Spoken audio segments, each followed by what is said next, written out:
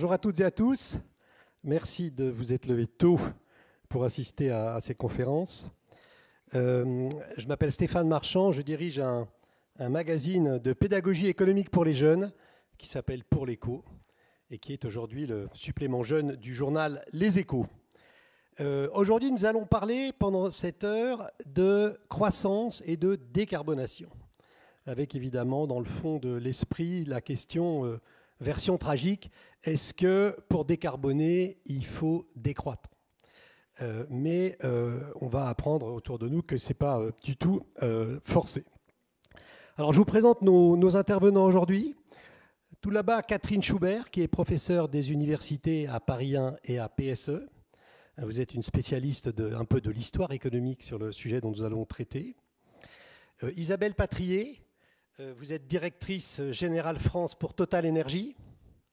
Merci d'être là. Et puis Caroline Granier, vous êtes le côté industriel et vous êtes directrice des études à la Fabrique de l'Industrie. Alors on va commencer comme on doit faire en pédagogie par les bases. Et on va demander à Catherine Schubert de nous parler de l'environnement dans l'économie. À partir de quand est-ce que les économistes ont commencé à s'intéresser à l'environnement ? Ce n'est pas si ancien en fait. Et vous allez nous dire ça. On vous écoute. Merci. Merci, bonjour à tous. Ça marche ? Oui. Donc en effet, les économistes pendant assez longtemps ne sont pas intéressés du tout à l'environnement, au moins les économistes qu'on pourrait appeler mainstream, disons. À quelques exceptions près. Donc, vous avez eu les premiers, les grands précurseurs ont été Malthus et Ricardo, disons au XIXe siècle. Et j'en parle parce que finalement, cette pensée est toujours assez vivante. Donc, Malthus et Ricardo vivaient dans une économie agraire, agricole en fait. Et donc, pour eux, l'environnement, c'était la terre. Et ils ont très très vite considérer que la terre pouvait être une barrière en fait à la croissance infinie. Pourquoi ? Parce que la terre est disponible en quantité finie. Donc c'est vraiment la question qu'ils ont mise en avant et celle de la rareté absolue des ressources naturelles. Ici pour eux c'était la terre. Bon, pour nous ça peut être maintenant les énergies fossiles. Et la question était, est-ce que cette rareté absolue peut causer une limite physique, de nature complètement physique à la croissance ? Autrement dit, est-ce qu'on peut, sur une planète qui a une base physique finie, connaître une croissance infinie ? Bon, c'était vraiment ça le problème tel qu'ils l'ont posé. Et ce problème a été repris à plusieurs occasions au cours du temps. En particulier, on peut citer par exemple le Club de Rome, qui a vraiment été très très fortement soutenu ces thèses ricardo-malthusiennes, disons. Et puis de nos jours, vous avez également, vous avez également ce type de thèses qui sont soutenues, alors sous une forme plus sophistiquée, mais par exemple par des gens comme Jean-Marc Jancovici. C'est exactement son message. On est sur une base, on est sur une base d'une planète finie, impossible de croître de façon infinie à partir de ça, de cette base. Donc c'est vraiment la question qui est intéressante pour les économistes. Est-ce qu'il y a vraiment cette rareté absolue ?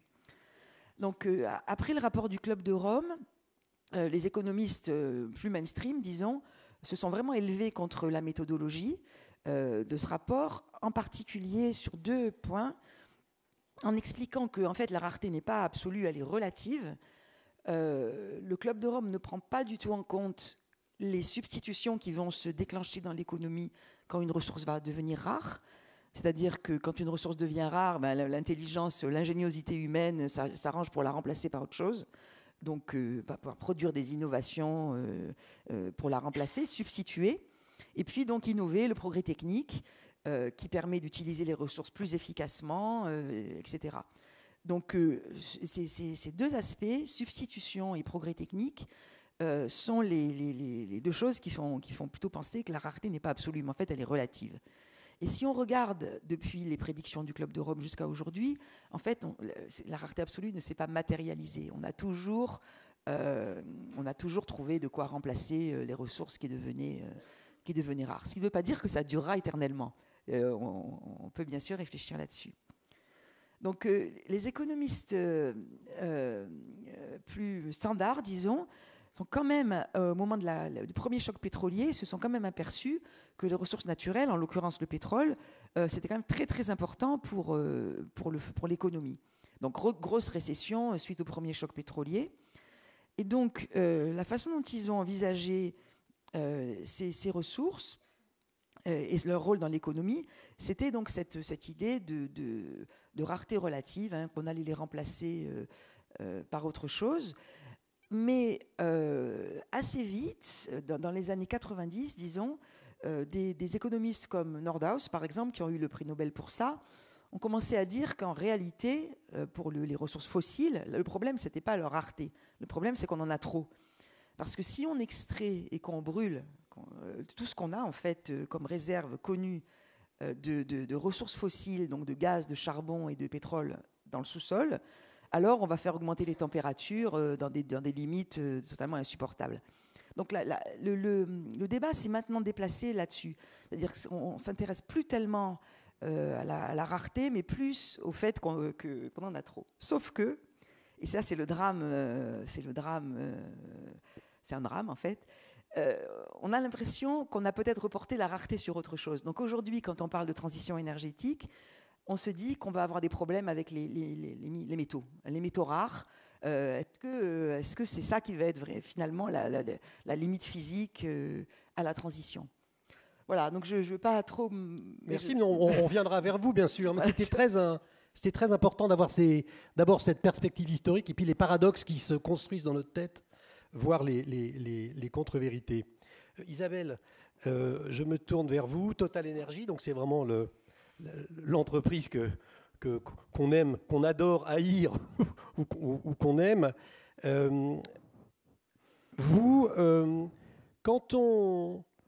Le débat sur la décarbonation, si on regarde les nouvelles récentes, il y en a deux que j'aimerais citer avant de vous poser la question. La première, c'est que la France rate ses objectifs de réduction des émissions 2 années de suite, en 24 et en 25. Elle les rate de beaucoup, puisqu'elle est en dessous de 1%, je crois, alors que la réduction devrait être à 5%. Ce n'est pas une bonne nouvelle. Et puis, quelque chose de plus psychologique et de plus flou, c'est le livre de Bill Gates qui vient de sortir. Bill Gates, un avocat farouche de la lutte contre le réchauffement climatique, et qui nous dit maintenant, il y a des choses plus importantes que la lutte contre le réchauffement climatique qui semblent repartir en arrière. Donc, des performances pas extraordinaires pour la France. Et puis, je dis pour la France parce que vous dirigez Total pour la France, si j'ai bien compris. Et puis, deuxièmement, un discours général qui est de plus en plus relativiste sur ce sujet-là. Alors, la question que je vais envie de vous poser, c'est l'énergie n'a plus, l'Europe n'a plus d'énergie primaire, donc c'est la fin de l'énergie bon marché pour nous, avec en plus la disparition programmée du gaz russe. Comment maîtriser les coûts de l'énergie ? Oui, merci. Bonjour à tous. En effet, pour revenir sur votre remarque introductive, la France n'a pas une trajectoire de décroissance de sa dépendance aux énergies fossiles qui est conforme à la stratégie nationale bas carbone telle qu'on l'a tracée pour le pays. Je regarde assez régulièrement, évidemment, les volumes. Sur les 12 derniers mois, la réduction des volumes de consommation de carburant en France, c'est moins 0,4%, c'est-à-dire que ça ne bouge pas en fait. Alors qu'effectivement, ça devrait être moins 4 à moins 5%. Vous avez un parc de véhicules de 38 millions de véhicules. Vous n'en avez que 5% qui sont aujourd'hui électrifiés. Donc le transport, en l'occurrence, est un driver assez important de notre ralentissement, je dirais, de cette trajectoire. Pour répondre à la question sur l'Europe, effectivement, il y a une grosse dépendance de l'Europe à son énergie primaire importée. Elle importe 60% de son énergie primaire, l'Europe, et en plus, ça s'accélère pour deux raisons, parce qu'elle est dépendante, comme vous venez de le dire, de ces énergies fossiles encore. Et sur le territoire de l'Europe, vous avez les champs en mer du Nord qui, en plus, sont en décroissance. Donc cette décroissance d'ailleurs des champs de mer du Nord expliquait l'augmentation de la dépendance vis-à-vis des hydrocarbures russes, puisque sur le même continent, par des tuyaux assez facilement, on importait des carburants ou du gaz de façon assez simple, je dirais. Et ça venait en compensation. Donc aujourd'hui, vous avez cette décélération parce que vous avez un déclin de ces champs. Un champ pétrolier, ça décroît entre 4... 5. Alors l'AIE vient de revoir ses estimations il y a 15 jours. Et elle dit que c'est plus que 4%, c'est entre 6 et 7 de ce qu'elle constate là. Donc forcément, vous allez chercher des énergies qui seront beaucoup plus lointaines, USA, Moyen-Orient, Afrique. Donc vous allez avoir un coût de transport supérieur. Ou alors vous allez importer du gaz qui ne sera plus en tuyau, mais qui sera en GNL. Donc vous allez avoir des ruptures de charge. Il faudra changer la température, la pression, etc. sur tout le trajet. Donc ça va vous coûter plus cher. Donc ça, en effet, ça vous entraîne sur une énergie qui est une dépendance de l'Europe à des énergies de ce point de vue-là qui peut être et apparaître plus compliquée. En revanche, l'Europe, elle a quand même une capacité, c'est de produire aussi son énergie localement. Enfin, je veux dire, elle peut produire des énergies décarbonées.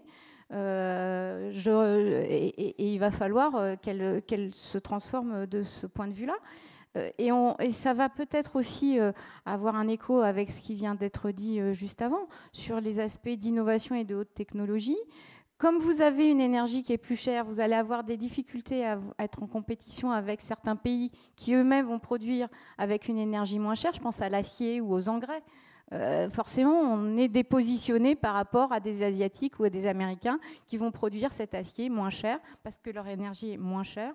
Ça veut dire que l'Europe va devoir se repositionner, ce qu'elle fait, et ce qu'il va falloir qu'elle accélère sur des industries de haute technologie, des services de haute technologie, de l'intelligence artificielle. Voilà, en fait, il va falloir qu'elle absorbe à la fois ses coûts sociaux et ses coûts énergétiques pour se positionner sur ce qu'elle sait faire, et elle sait le faire, elle a les moyens de le faire.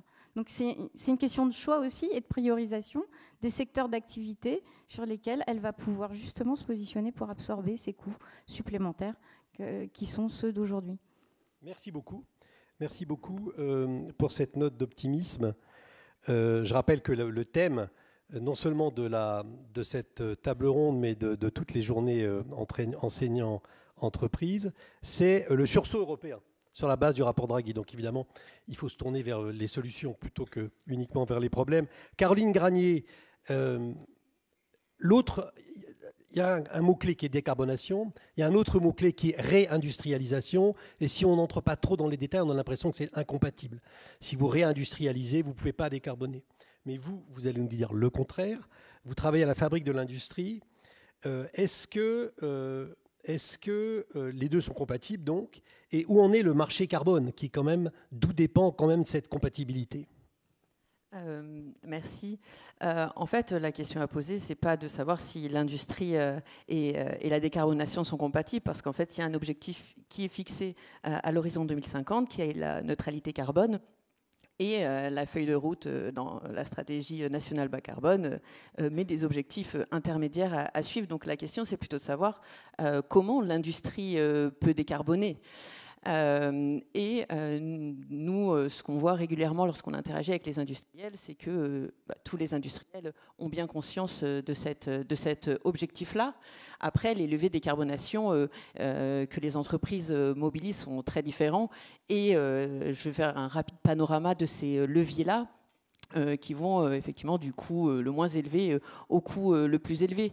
Lorsqu'on interroge notamment les grandes entreprises, on se rend compte que toutes les entreprises ont mis en place des mesures, notamment d'optimisation énergétique, des systèmes d'éclairage intelligent, des systèmes d'optimisation du chauffage, le remplacement de machines énergivores par des machines un peu moins énergivores. Ça, c'est le premier levier qu'on observe quand même dans la plupart des grosses entreprises, et puis bien sûr aussi dans certaines ETI et PME. Le deuxième levier, c'est l'utilisation de pratiques circulaires, notamment le recyclage, parce que parmi les activités émettrices de carbone, la gestion des déchets en fait partie. Et donc, certaines entreprises ont déjà commencé, j'y reviendrai sur les questions suivantes, mais à mettre en place des mécanismes de recyclage. Je pense notamment à Aluminium Dunkerque, donc, qui est le plus gros producteur d'aluminium en France, et qui a installé un four pour recycler les rebuts d'aluminium liés à son process de production. Vous pouvez aussi utiliser des déchets, par exemple des vieux matelas qui sont brûlés notamment par les cimentiers pour remplacer finalement d'autres sources d'énergie fossile pour chauffer dans leur process de production. Deuxième levier. Et puis le troisième levier, qui est le plus important pour avoir un impact très grand sur la réduction des émissions de carbone, qui est l'électrification des process de fabrication. Donc aujourd'hui, on a un mix énergétique où l'électricité prend quand même une part de plus en plus importante. Donc aujourd'hui, cette part, elle est 37% dans l'industrie. Le gaz est pas loin, bien évidemment. Et l'idée, c'est d'utiliser de plus en plus l'électricité, notamment dans les procédés thermiques, à travers des pompes à chaleur, et puis aussi dans les procédés thermiques où la chaleur est à plus de 1000 degrés, comme les fours électriques pour la production d'acier. Et puis décarbonation à travers l'électrification des procédés de production, et puis aussi remplacement de certains intrants, par exemple le carbone dans la production d'acier, par de l'hydrogène décarboné qui a besoin d'électricité lorsqu'on le produit par électrolyse. Le sujet sur cette électrification, c'est que ça suppose de très gros coûts d'investissement qui ne sont pas forcément aujourd'hui pour partie financés, et en plus qui sont mis à mal par le contexte géopolitique actuel, et sans compter effectivement la question des coûts de l'énergie. Parce que même si on est capable aujourd'hui en France, grâce au nucléaire, de produire de l'électricité décarbonée, les coûts de l'électricité restent entre 2 et 2,5 fois, je crois, supérieurs aux États-Unis. Et du côté du gaz, on est sur des prix qui sont à peu près 4 fois supérieurs. Donc après, on a quand même des obstacles à cette décarbonation-là. C'est pour ça qu'à votre question, je répondrai plutôt, voilà, il faut trouver les moyens, comment arriver à décarboner, et tout en sachant que, donc on parle de réindustrialisation, mais à travers cette notion de réindustrialisation, il y a un objectif de décarbonation, il y a un objectif de compétitivité qui est rappelé dans le rapport Draghi, et puis on peut rajouter à ça un objectif d'atteindre une souveraineté nationale. Donc on demande quand même à l'industrie d'atteindre ces 3 objectifs-là en même temps. D'accord. Merci beaucoup. Petite question et réponse très rapide de votre part. Là, vous venez de décrire ce qu'il fallait faire pour décarboner l'industrie qui existe. Maintenant, si on construit une nouvelle industrie, c'est ça, réindustrialiser, ce sera moins coûteux que de décarboner l'industrie existante, ou ce sera... Vous voyez ce que je veux dire? Les deux sont nécessaires. Il faut à la fois favoriser justement la transition des activités anciennes vers la décarbonation, et puis favoriser des nouvelles activités, technologies propres, etc., pour permettre cette décarbonation-là. Mais les deux sont bien complémentaires. Il ne s'agit pas finalement de laisser de côté, on va dire, les anciennes industries. Et justement, les questions d'approvisionnement en métaux critiques sont là pour nous le rappeler. L'abandon de certaines activités, aujourd'hui, on en paye un peu le prix, notamment en termes de, voilà, par exemple, de technologies type éolienne, où on a besoin de métaux critiques, et on n'a pas, soit on n'a pas gardé, on les a pas. Merci beaucoup. Catherine, il y a des mots qui sont dans le débat public constamment et qui produisent pas mal de fantasmes, de contre-vérités, de polémiques, justes ou pas justes. Je voudrais vous entendre commenter sur 2 mots. Donc d'abord le mot décroissance. Qu'est-ce que ça évoque pour vous? Parce que c'est un mot qui est extrêmement puissant dans les esprits, qui donne l'impression d'être simple, ou alors qui donne l'impression d'être tragique. Est-ce que c'est vrai dans les 2 cas? Et puis, qu'est-ce que c'est que le découplage? Donc oui, c'est des questions complexes. Alors, décroissance, ça se réfère à l'idée qu'on ne pourrait pas décarboner et atteindre l'objectif de 0 émission nette en 2050 sans que le PIB diminue. Alors non pas évidemment dans les pays en développement pour lesquels on ne peut pas proposer ce genre de choses, mais dans les pays développés, riches, voilà, ce serait la seule façon d'y arriver. Alors pour moi, c'est une perte de temps en fait de parler de décroissance, désolé, parce que je vois pas du tout comment un gouvernement pourrait se faire élire sur ce type de programme, quoi, de monde démocratique.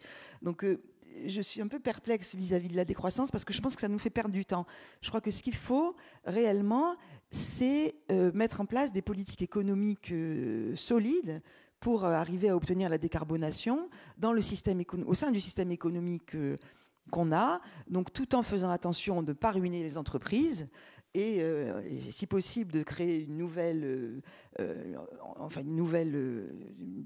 type d'entreprise propre, disons, et sans ruiner non plus les ménages, bien sûr, en protégeant les ménages les plus vulnérables. Je pense que c'est ça le bon objectif.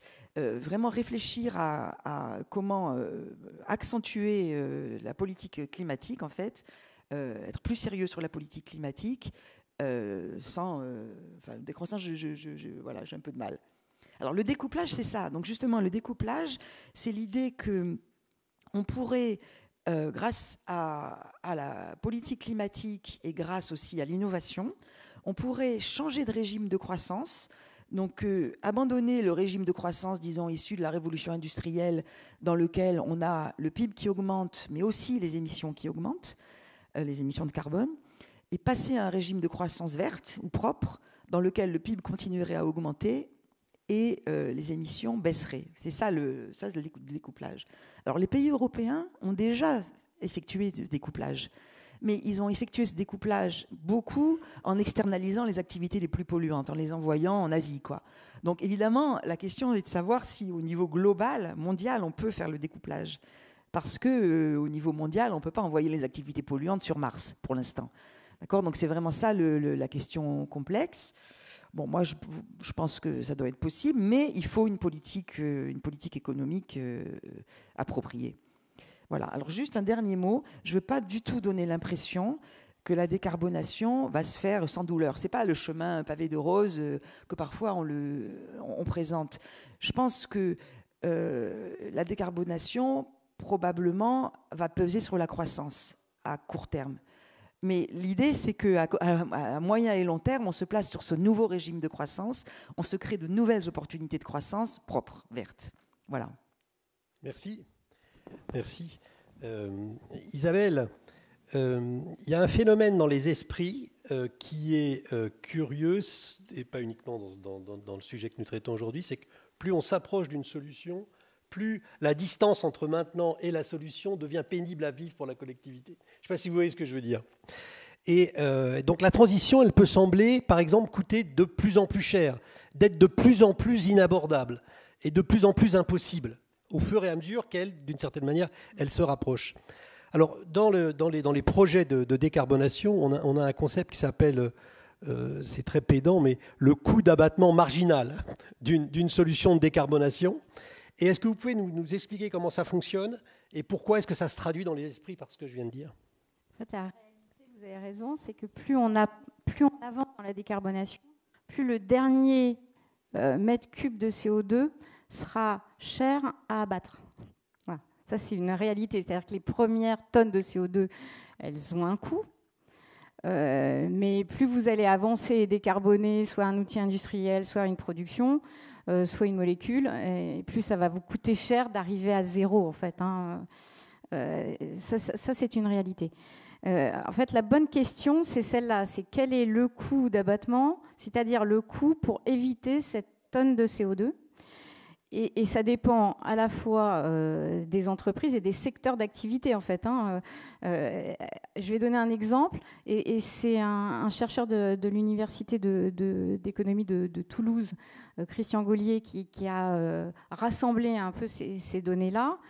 Si vous passez d'une solution de charbon à une solution de gaz, par exemple, quand vous produisez de l'électricité à partir d'une centrale à charbon, et que vous passez sur une centrale gaz, vous abattez la moitié du CO2 dans la production de cette électricité. Le coût d'abattement, il est de 26 € par tonne de CO2. Si vous passez d'une chaudière fuel à une pompe à chaleur, là c'est pareil, vous allez abattre 80% de vos émissions. Donc il y a quand même on capte une vraie décarbonation efficace. Hein. Et là, vous êtes à peu près à 40, 43, 42, 43 € par tonne. Donc vous vous dites, finalement, c'est accessible. Après, quand vous passez d'un véhicule thermique à un véhicule électrique, vous êtes à 300. Donc là, vous voyez déjà que vous avez une marge supplémentaire. Pour parler passer du kérosène au SAF, c'est à peu près identique. Quand vous passez au e-carburant, là, vous êtes à 900. Donc là, vous êtes à x11 par rapport à votre énergie de base, hein, si vous faites le rapport.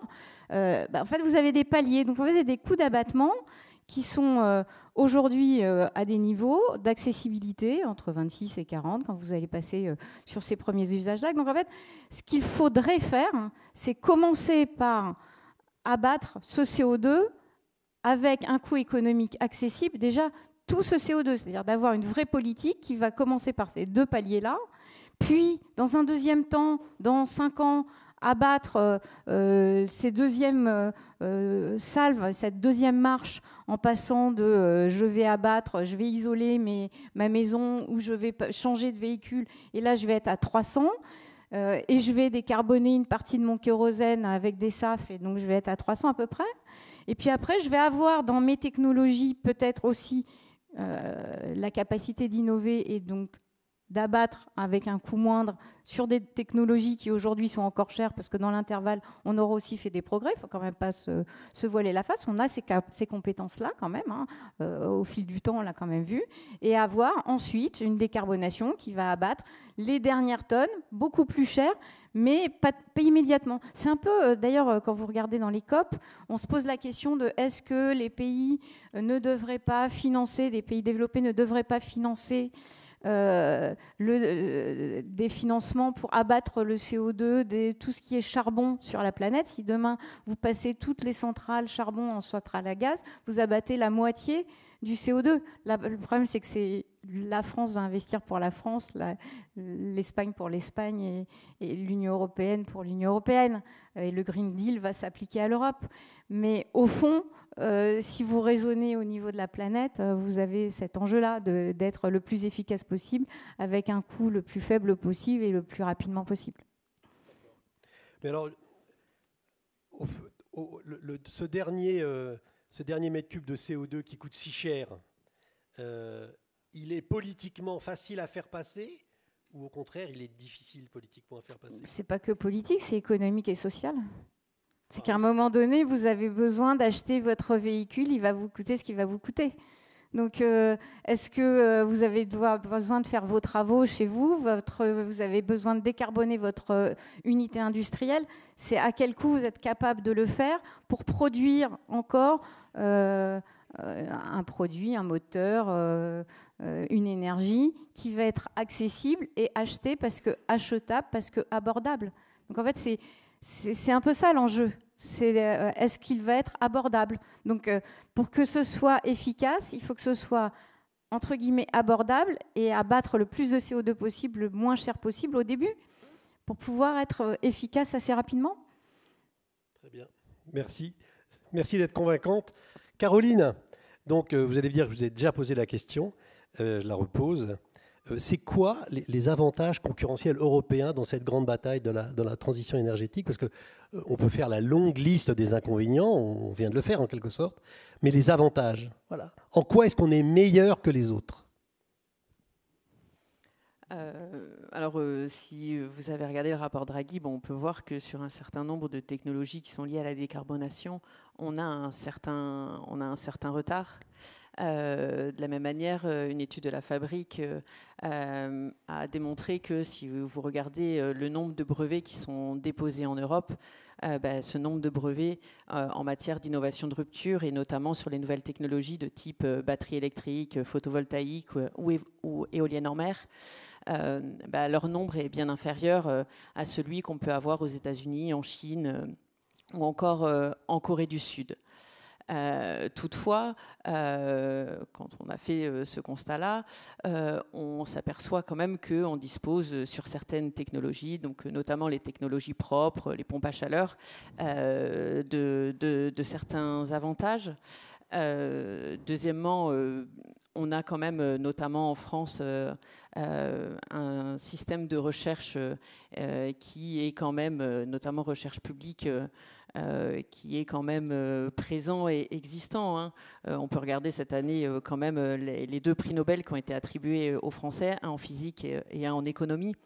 Donc on a quand même, on va dire, des bases qui peuvent nous permettre justement d'avoir un avantage concurrentiel sur la décarbonation. Maintenant, effectivement, il faut penser à, du côté de la recherche publique, à accroître les efforts, peut-être à favoriser aussi les partenariats entre recherche privée et recherche publique. Et puis, de l'autre côté, il faut aussi penser du côté industrie, donc le passage de l'invention à l'innovation et à sa mise en pratique. À faire finalement monter à l'échelle l'industrie. Et là encore, on dispose quand même, lorsqu'on regarde notamment la mise en place de nouveaux modèles, type modèle circulaire, le passage à l'échelle pose toujours problème. Et notamment cette question du financement, parce que c'est pas propre à la question de la décarbonation, mais dès lors que l'industrie met en place de nouveaux process, dès lors qu'il y a une innovation de produit, il y a des risques qui existent au départ, et il faut être prêt à les financer et à les prendre. Mais parfois, on a ce problème de financement et puis aussi un problème d'horizon incompatible. On a des objectifs qui sont fixés tous les 5 ans, notamment sur les stratégies bas carbone. Le problème, c'est le temps d'industrie, c'est un temps long. Il y a un temps d'innovation, il y a un temps de prototypage, il y a un temps de passage à l'échelle, de rentabilité. Et il faut essayer de rendre compatible l'ensemble de ces contraintes-là. Et après aussi ce qui se passe aujourd'hui en Europe en matière de mesures prises pour l'industrie, notamment les technologies propres dans le Net Zero Industry Act par exemple. Autre exemple, Critical Raw Materials, qui vise justement à avoir, il me semble, 25% de matériaux critiques recyclés en Europe. La question se pose de savoir comment on peut, à l'échelle européenne, avoir une politique industrielle qui nous permette de faire face, aux défis environnementaux qui sont un peu quand même...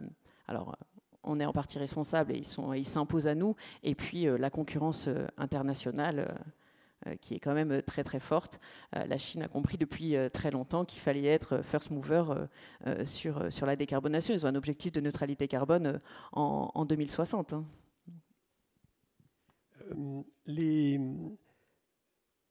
La régulation européenne, elle est la cible de critiques sans fin.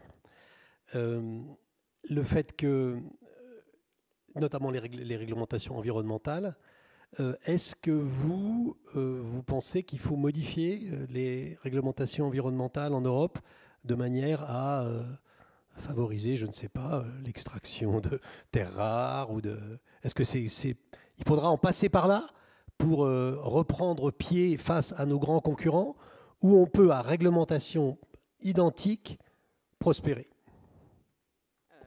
Après, pareil, si on veut créer de nouveaux marchés, alors certes, on a l'offre et on est sur un marché concurrentiel, il y a la loi de l'offre et de la demande, mais pour construire de nouveaux marchés, il faut aider à construire une offre et une demande. Et ça ne passe pas seulement par les industriels, ça passe aussi par l'action publique.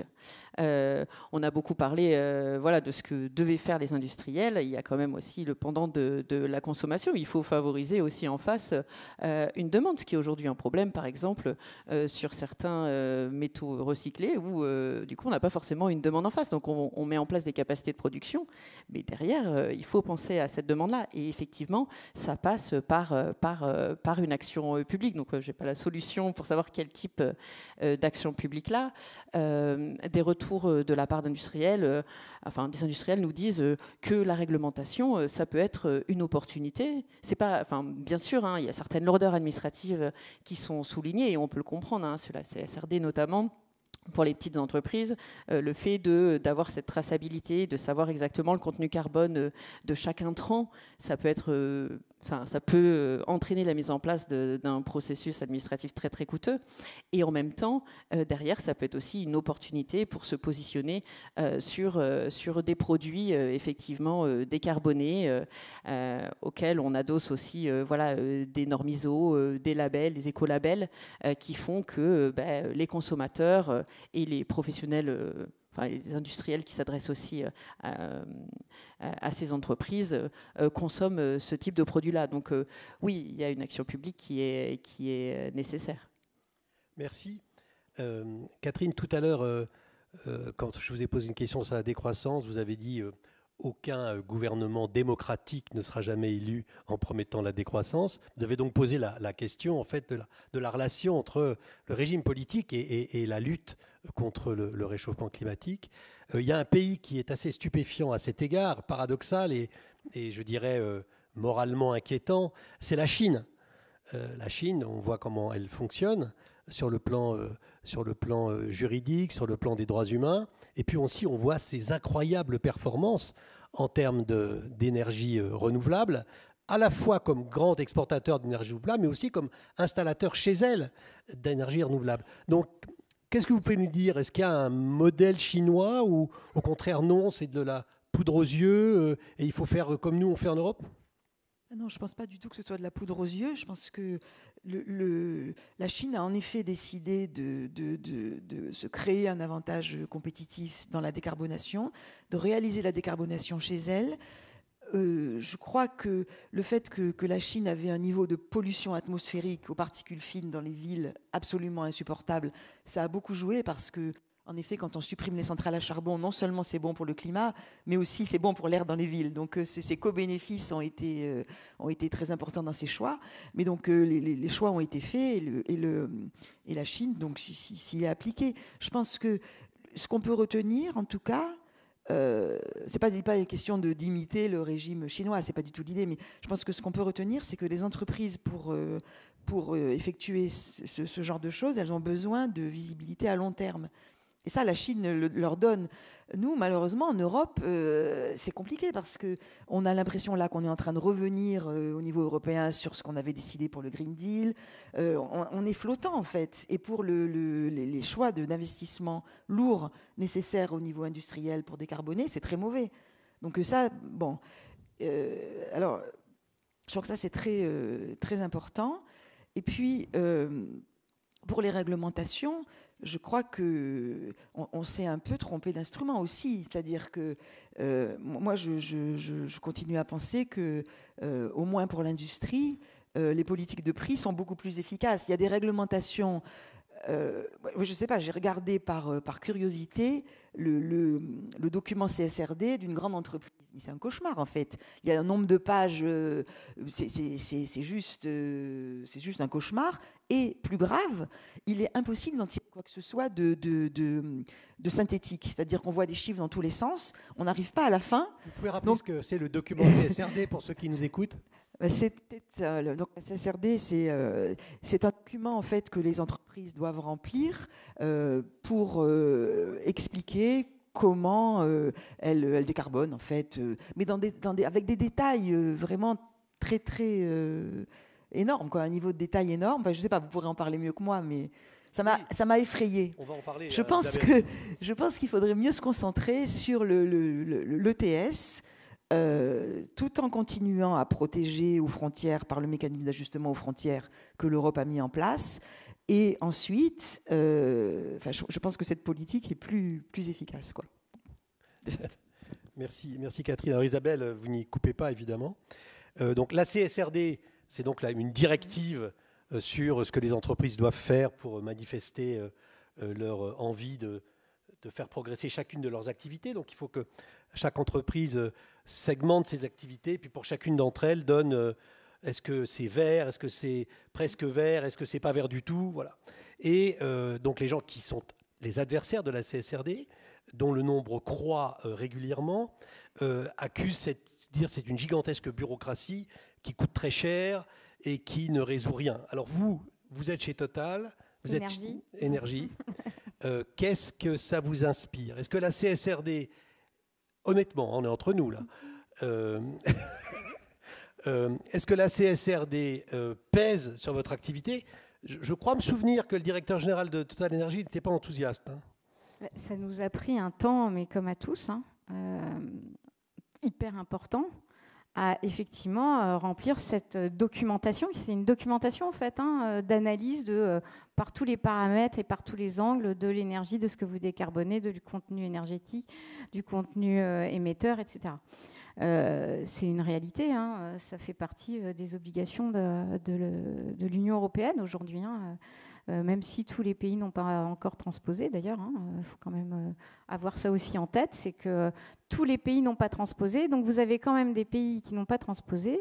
Donc sur certaines filières, vous avez des entreprises françaises, je vais penser à Lafarge par exemple, qui a dû remplir son document de CSRD, mais qui a son concurrent en Allemagne, comme ça n'a pas été transposé, en fait, elle a dévoilé un certain nombre de paramètres la concernant, alors que son concurrent allemand ne l'a pas fait.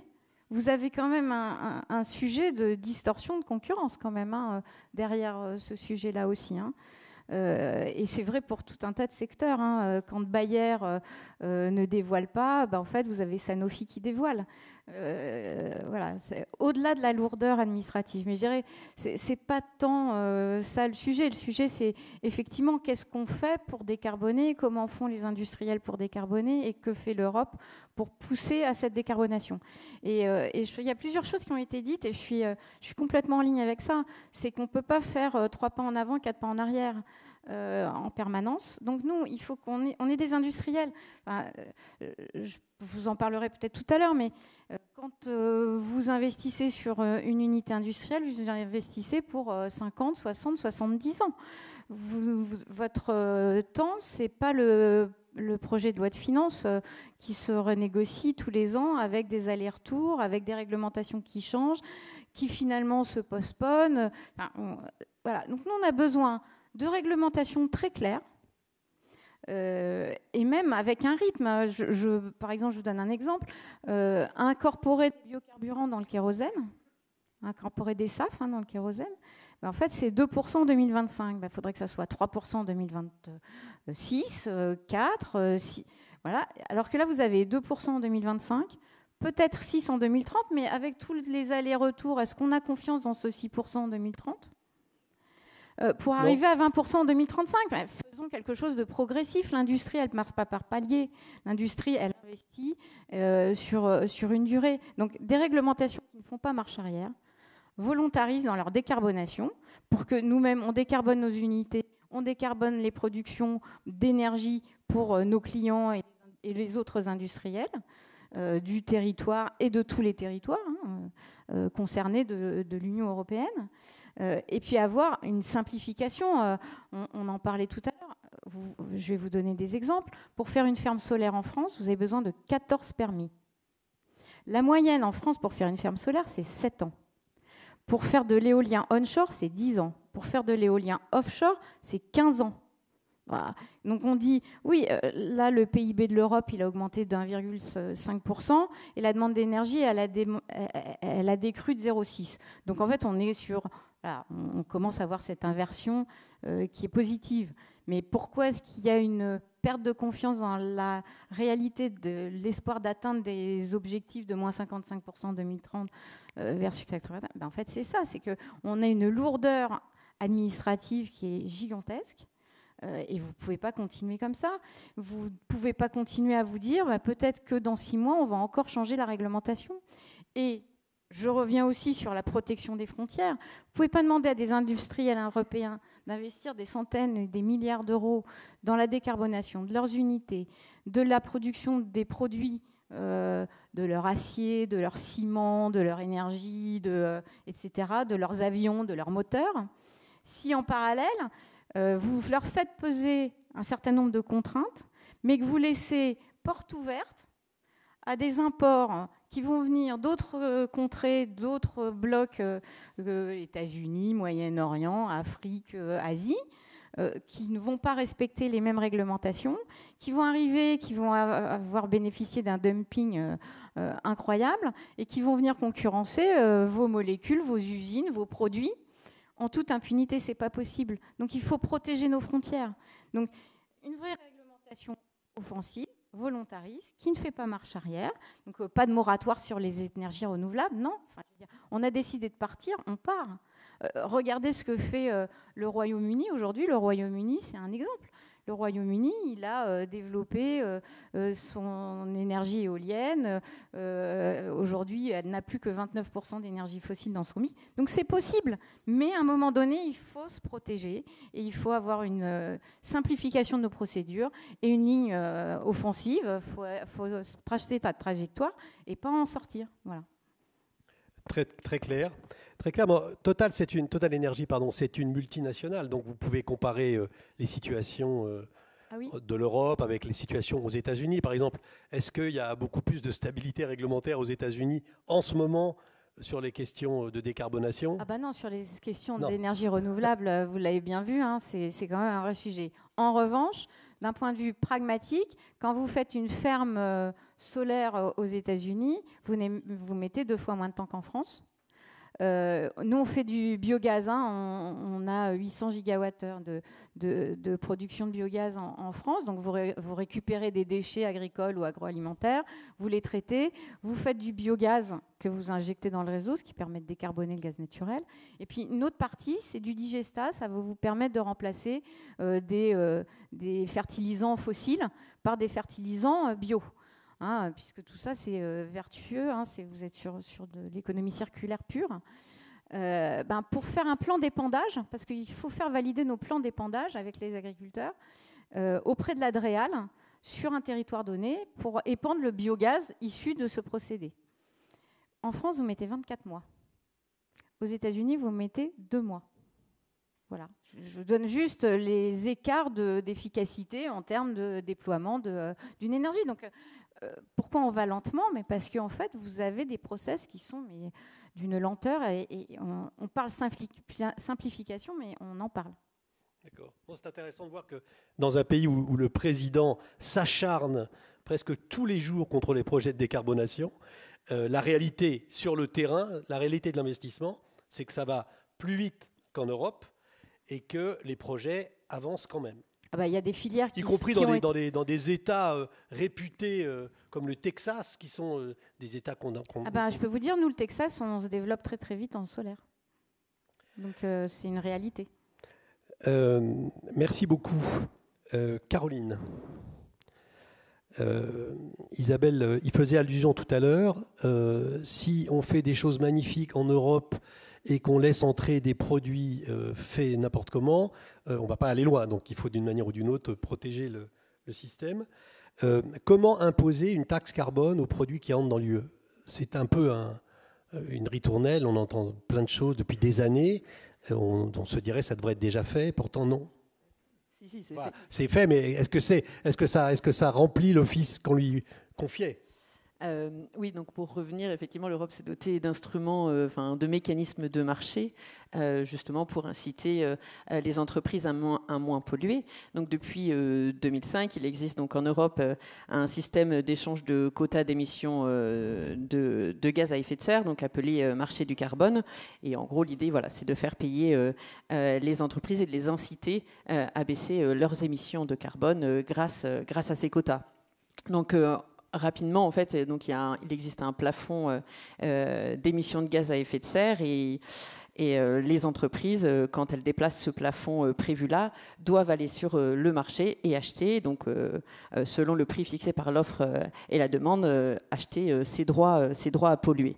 Sachant que jusqu'à 2026, un certain nombre de quotas gratuits avaient été alloués aux entreprises industrielles.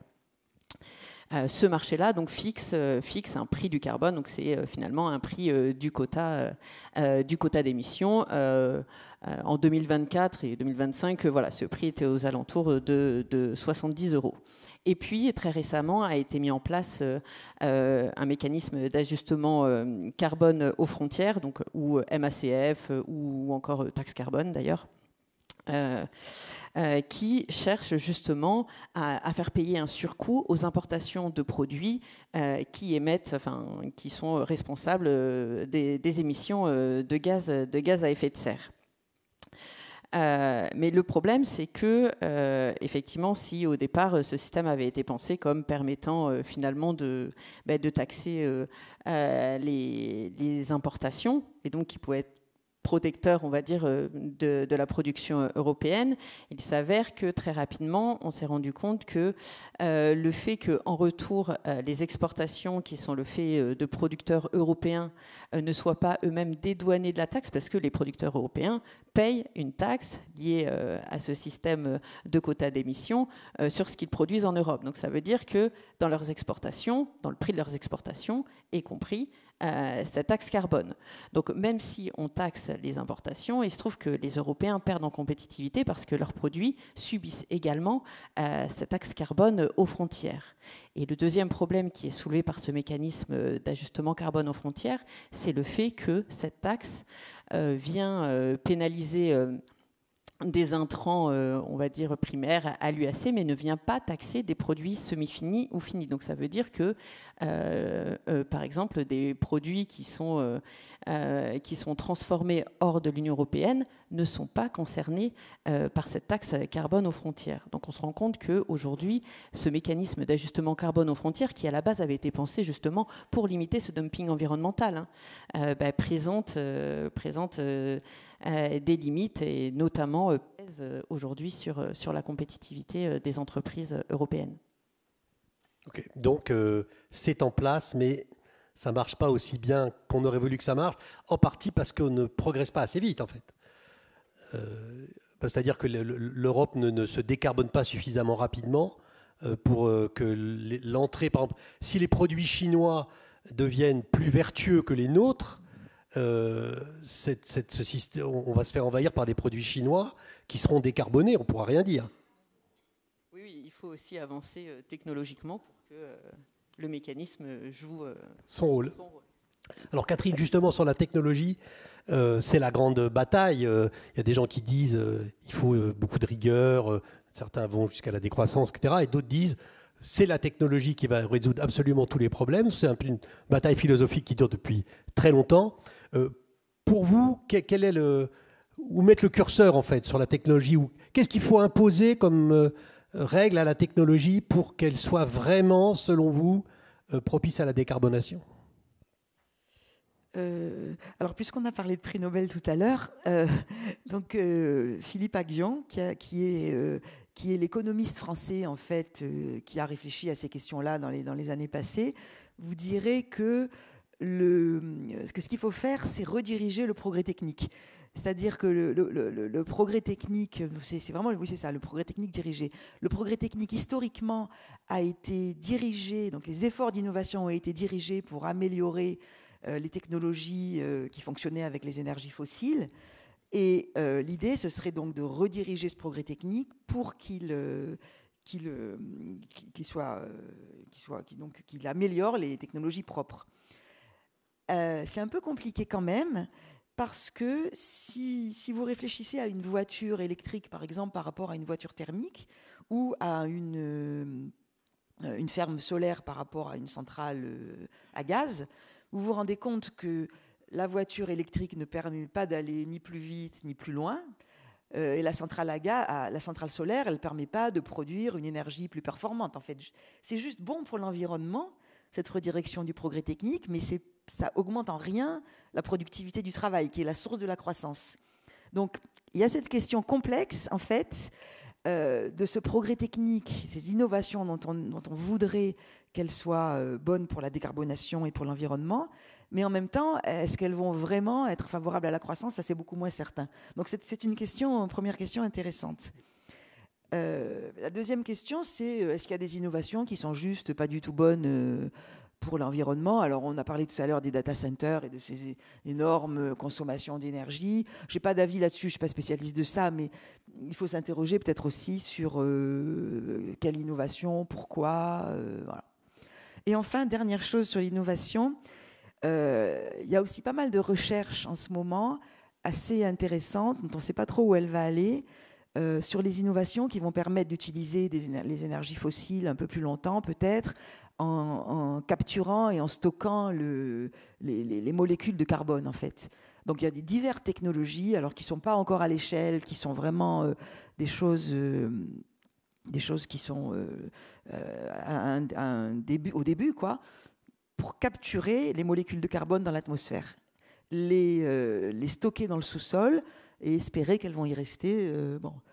Et alors, je pense que les pays producteurs de pétrole et aussi l'industrie pétrogazière, disons, comptent pas mal sur ces technologies. Je n'ai pas d'idée vraiment sur savoir quel est leur futur, mais c'est une question intéressante peut-être à avoir en tête. Alors, qui décide alors parce que le propre de la technologie et de la recherche en général, c'est que ça repose sur une liberté, la liberté et l'audace. Si on met à l'avance des barrières, ça tu peux pas, qui va essayer quelque chose? Je pense qu'il y a les questions, il y a quand même des questions éthiques. Donc, pensez par exemple à les technologies de modification du vivant. Bon, là, on voit très bien qui peut décider ou pas. C'est des questions morales et éthiques qui se posent. Là, c'est un peu différent. Il n'y a pas vraiment de questions éthiques, sauf peut-être si on pense à l'intelligence artificielle. Est-ce que c'est vraiment une bien bonne idée de vouloir remplacer l'humain bon. Donc, mais sur les technologies de décarbonation et de capture et stockage du carbone, là, c'est un peu différent. Je crois que c'est la société dans son ensemble, enfin ça ne veut pas dire grand-chose, qui devrait se poser ces questions-là, avoir des débats là-dessus. On n'en a pas vraiment. Je ne sais pas trop. Non, c'est pas facile. Isabelle, on va parler de Total maintenant, Total Énergie, avec une question toute simple. Donc votre discours, votre communication est assez tournée vers la décarbonation. Vous en parlez beaucoup. Vous avez depuis, j'imagine, une quinzaine d'années investi dans les énergies renouvelables et vous voulez le faire de plus en plus. Mais ma question, c'est pourquoi est-ce que vous continuez à explorer des champs d'énergie fossile? Pourquoi est-ce que vous ne consacrez pas toute votre énergie et votre intelligence aux énergies renouvelables et uniquement à celles-ci? Ouais, c'est une très bonne question. Peut-être que pour recadrer tout ça, vous remettre en perspective, il y a 20 ans, la planète consommait 82% de son énergie fossile. Donc, il y a 20 ans, 82% de l'énergie de la planète consommée était fossile. Cette année, c'est 80%. C'est-à-dire qu'en fait, dans l'intervalle, on a quand même énormément produit d'énergie renouvelable. Simplement, les énergies non renouvelables ne permettent pas d'absorber l'augmentation de la demande. Pourquoi ? Parce que vous aviez 6 millions d'habitants en 2000, vous en avez 7 milliards d'habitants en 2000, 7 milliards en 2023, vous en aurez 9 milliards en 2050. Donc en fait, vous avez une augmentation de la population couplée à une partie de la population qui en plus n'a pas encore accès à l'énergie, bien que présente sur Terre. Et donc vous avez une augmentation, d'ailleurs l'AIE l'a dit il y a 2 semaines là, dans son dernier rapport, cumulé avec un déclin accéléré des champs et une augmentation de cette population et une demande d'accès à l'énergie, vous avez encore, et cette année, 2025, sera une année record dans la consommation d'énergie fossile. Donc, on a 2 piliers dans notre stratégie. Le premier, c'est d'accompagner cette demande, parce que si demain, vous n'avez pas... D'ailleurs, c'est un peu le choc d'offre qu'on a vécu il y a 2 ans quand il n'y avait pas assez d'électricité. Si vous avez un choc d'offre en énergie, quelle qu'elle soit, vous avez une augmentation des prix. C'est assez mécanique. Donc, on se cale sur ces scénarios pour se dire, dans les 5 prochaines années, ce que dit l'AIE, d'ici 2030, il va y avoir encore une augmentation. Donc, dans les 5 prochaines années, nous, on a dans notre mix une augmentation de 3% par an de la production d'énergie fossile. Ce qu'on représente, nous, Total Énergie sur la planète, peut-être aussi pour que vous ayez un ordre d'idée, Total Énergie en pétrole, c'est 1,5% du pétrole produit sur la Terre. Et en gaz, c'est à peu près identique. Quand vous cumulez Total Energy, Exxon, Chevron, BP et Shell, les 5 majors, comme on les appelle, c'est à peu près 10% du pétrole et du gaz de la planète.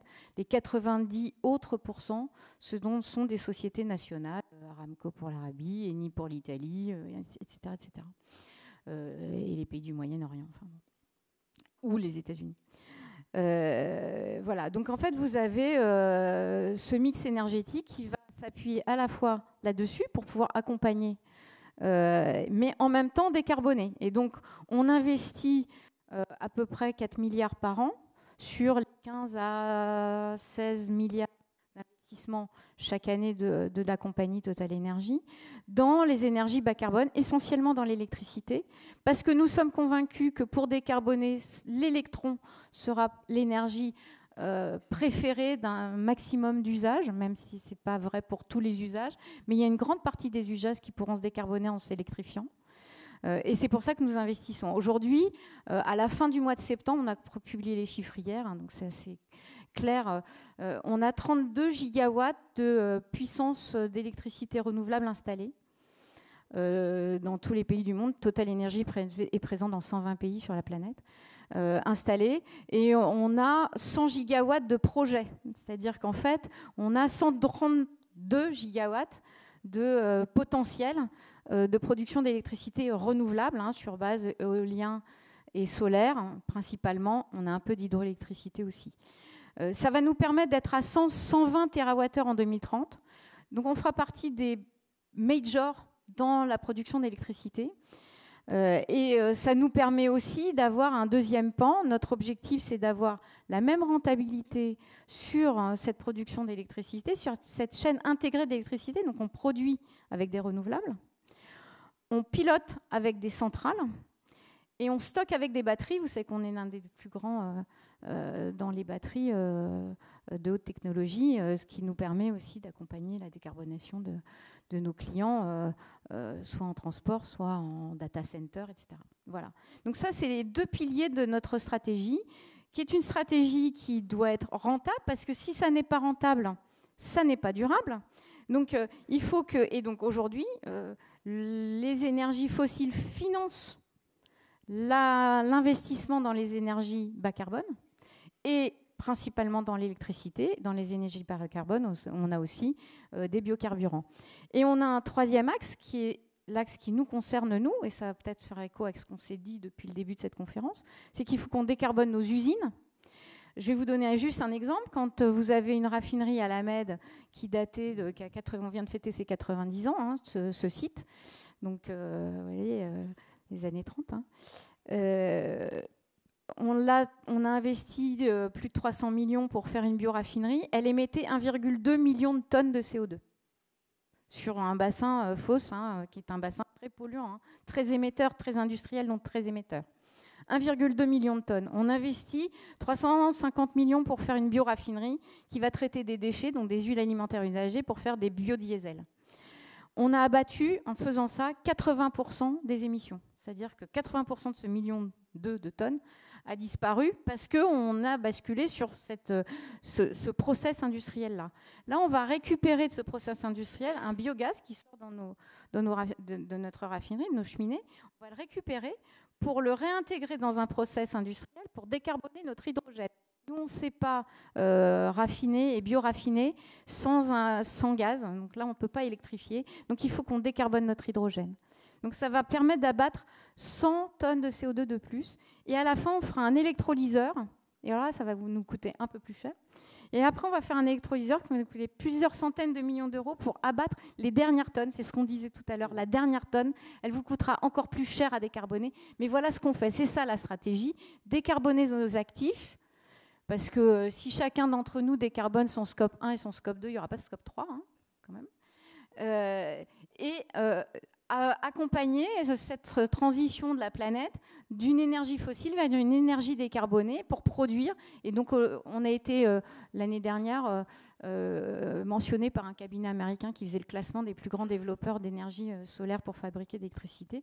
Et Total Energy est arrivé numéro 1 parce qu'en fait, je pense qu'il y a peu d'acteurs qui investissent 4 milliards par an. Alors, on ne sait pas ce que font les Chinois parce qu'en fait, on n'a pas de données, donc on n'arrive pas à le savoir.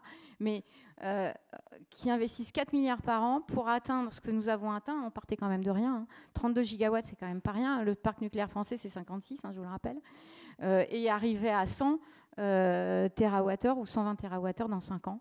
Voilà, c'est ça notre stratégie. Et ça nous permet d'accompagner nos clients industriels Et je reviens aussi sur le dernier point, de capter, stocker le CO2. Dans la trajectoire du GIEC, c'est 0 émission nette, parce qu'il y a encore 20-22% d'énergie fossile dont on ne sait pas transformer, parce que les usages, on ne sait pas. La pétrochimie, il y a des molécules de médicaments, etc. On ne sait pas encore comment les remplacer par des molécules décarbonées. Donc il faudra capter et stocker, c'est par exemple des industries comme l'acier ou le ciment, on ne sait pas encore aller jusqu'au bout de la décarbonation. Il faudra capter et stocker le CO2, donc on est en train aussi d'accompagner ces clients-là. Merci. Le chronomètre envoie des signaux contradictoires, mais je pense quand même que nous arrivons dans la phase où vous pouvez, même vous devez, poser des questions à nos intervenantes. Qui a une question? Et il y a des micros qui peuvent circuler pour venir vous écouter.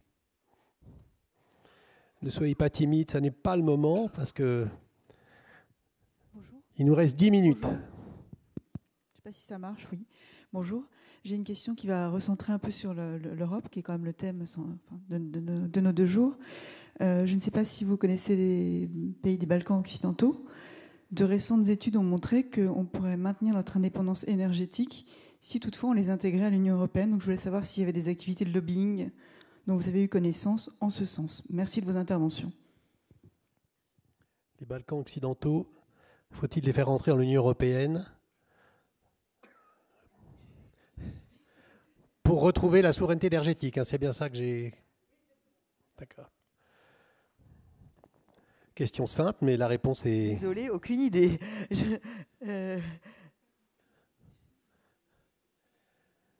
Pourquoi vous pensez ça? Vous pouvez... Ok.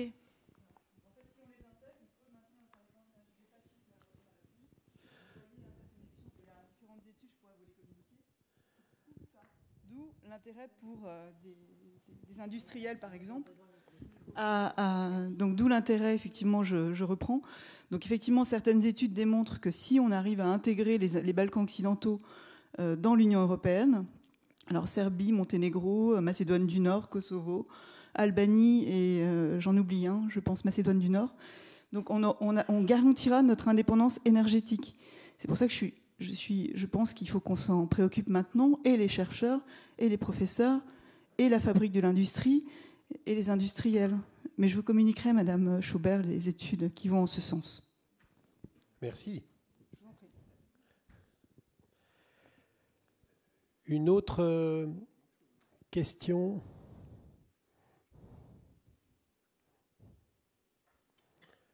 À nos intervenantes. Oui, là-bas.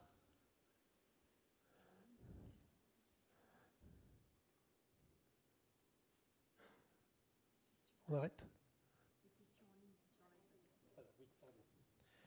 Alors, Barbara nous pose la question suivante. Dans la décarbonation de Total, vous avez dit moins 80% de GES, mais la bioraffinerie est basée sur l'importation d'huile de palme produite par la déforestation. Cet impact négatif est-il pris en compte dans le chiffre donné? Alors je vais être très claire, la bioraffinerie de la MED n'importe pas du tout d'huile de palme, ne traite pas du tout d'huile de palme, elle ne traite que des huiles alimentaires usagées et des graisses animales de catégorie 4, donc en fait traitées en déchets. Donc il n'y a pas d'import de palme du tout, donc effectivement ça n'a pas d'impact. Merci pour votre réponse. David pose une question, mais qui a déjà été quand même, je crois, très, très largement abordée. Comment décarboner en maintenant une réindustrialisation? Ça a été votre réponse. Vous avez tout dit. Vous voulez redire quelque chose? Non, c'est en cours. Très bien. Voilà, je crois que nous en avons fini. Merci à toutes. Merci à toutes les trois. Merci à vous. Ah, une question, pardon. Oui, je ne sais pas si ça marche. Oui, ça marche. Bonjour, je suis enseignant. J'avais une question. On a parlé donc de réglementation, d'innovation, mais on a peut-être moins abordé la question des inégalités. Est-ce qu'on peut faire l'économie des questions de justice environnementale ou de justice sociale quand on parle de croissance et de décarbonation? Merci. Catherine? Donc je pense que votre question a trait au ménage, hein, mais juste un mot sur les entreprises quand même, parce qu'on parle beaucoup d'entreprises ici. Je crois qu'il faut savoir que au niveau des entreprises, dans les différents secteurs qui vont être les plus touchés par le besoin de décarbonation, il y a une énorme hétérogénéité en fait. Vous avez des entreprises très performantes pour lesquelles ça ne va pas être très coûteux et très douloureux, disons, de décarboner. Et par contre, vous avez d'autres entreprises pour lesquelles ça va l'être. Donc, et pour celles-ci, vous avez vraiment des risques de gros problèmes économiques qui vont jusqu'à perte d'emploi, etc. Donc, même au niveau des entreprises, il faut vraiment prendre en compte les risques de grosses inégalités de réaction à la politique climatique, par exemple. Et puis pour les ménages, alors évidemment, il y a la nécessité également de prendre ça très fortement en compte. Si vous pensez aux Gilets jaunes, au mouvement des Gilets jaunes qui s'est élevé contre l'augmentation de la taxe carbone, récemment, ça commence à faire un moment, mais on voit bien qu'une des composantes de cette réaction, ça avait été le fait que l'augmentation de la taxe carbone n'avait pas du tout été pensée en même temps qu'un moyen d'atténuer son impact pour les populations les plus vulnérables, qui ont besoin beaucoup d'utiliser leur voiture, qui vivent en milieu rural, donc qui ont besoin de beaucoup d'énergie, etc. Donc il faut prendre en compte ça absolument. Il faut quand on fait de la politique climatique ou de la décarbonation, il faut coupler ça avec vraiment un intérêt, se regarder très très précisément quelles sont les populations les plus vulnérables qui vont beaucoup souffrir et qu'il faut aider, quoi. À la fois du côté entreprise et du côté ménage. Et si je peux ajouter, l'industrie aussi a un potentiel de création d'emplois indirects. Donc certes, effectivement, dans l'industrie, on a connu des gains de productivité qui sont en partie responsables de la baisse des emplois dans l'industrie. Ce n'est pas seulement les délocalisations. Toutefois, on vient de montrer que l'industrie crée toujours de l'emploi dans les secteurs, et notamment les secteurs abrités de la concurrence, tout ce qui est service. En gros, si vous installez une usine dans un territoire, derrière, cette usine va faire appel à un certain nombre de fournisseurs, de sous-traitants. D'autre part, face à une demande qui va augmenter, les revenus des salariés vont augmenter et ils vont le dépenser dans le tissu local économique, restauration, hôtellerie, commerce de proximité. Pas hôtellerie, mais commerce de proximité, qui fait que l'industrie, derrière, elle a aussi ce rôle de cohésion sociale et d'autant plus que un des avantages de l'industrie, ou des avantages, ça dépend, mais elle peut être localisée partout. Elle n'est pas localisée, par exemple, dans les centres métropolitains, comme peuvent l'être certaines fonctions type notamment R&D, sièges sociaux, etc. Donc derrière la réindustrialisation, il y a aussi ce caractère un peu, cette dimension sociale qu'il faut considérer. Donc je suis d'accord, la transition, décarbonation va faire que certaines entreprises, certains secteurs vont perdre de l'emploi, d'autres vont en gagner. Mais après, il y a des effets indirects aussi liés à l'industrie qu'il faut prendre en compte, dont ce potentiel de création d'emplois indirects. Une dernière question peut-être, s'il vous plaît. L'Université d'Harvard a fait une étude sur la décarbonation et l'impact sur le sol, en d'autres termes, la surface nécessaire pour mettre en place des fermes éoliennes, des fermes solaires. Et on a un impact aujourd'hui en France d'une certaine renonciation de certains riverains à l'implantation à proximité de leur domicile ou de leur lieu de vie de ce type d'établissement. Comment pourrait-on faire imaginer donc les mentalités pour que le not in my backyard soit toujours l'élément qui vient freiner certains investissements qui prennent pourtant et qui nécessiteraient donc ce type de mise en place pour protéger la planète future? Comment forcer, c'est la question, comment forcer les projets de décarbonation quand les voisins n'en veulent pas? C'est pas tant forcé. Et après, on met tout sur le NIMBY, mais en fait, les oppositions aux projets, notamment éoliens, photovoltaïques, ce ne sont pas forcément des motifs d'égoïsme qui est associé très largement au NIMBY.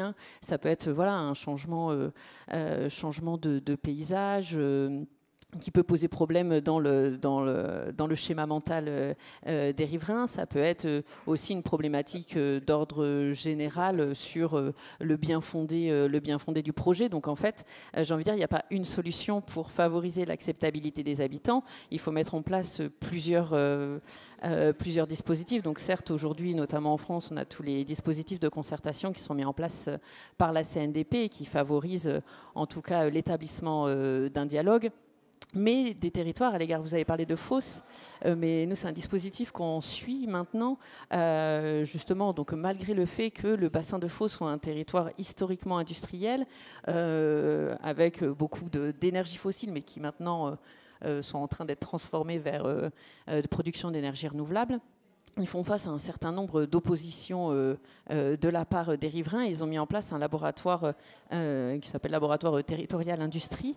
Et en fait, l'idée, c'est d'imaginer avec les habitants de co-construire ensemble un projet de territoire. Qu'est-ce que les habitants veulent de leur territoire? Comment ils voient la position de l'industrie dans ce territoire-là?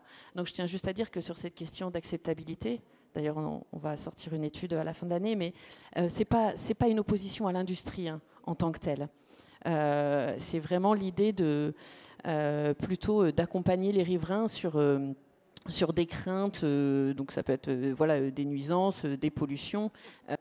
C'est pas non plus seulement une question d'informer, mais c'est bien une question encore une fois, de construire ensemble et d'imaginer ensemble comment ils souhaitent vivre dans leur territoire. Et ça, c'est pas juste une fois qu'il faut le faire, c'est mener ce processus de concertation-là sur un temps long.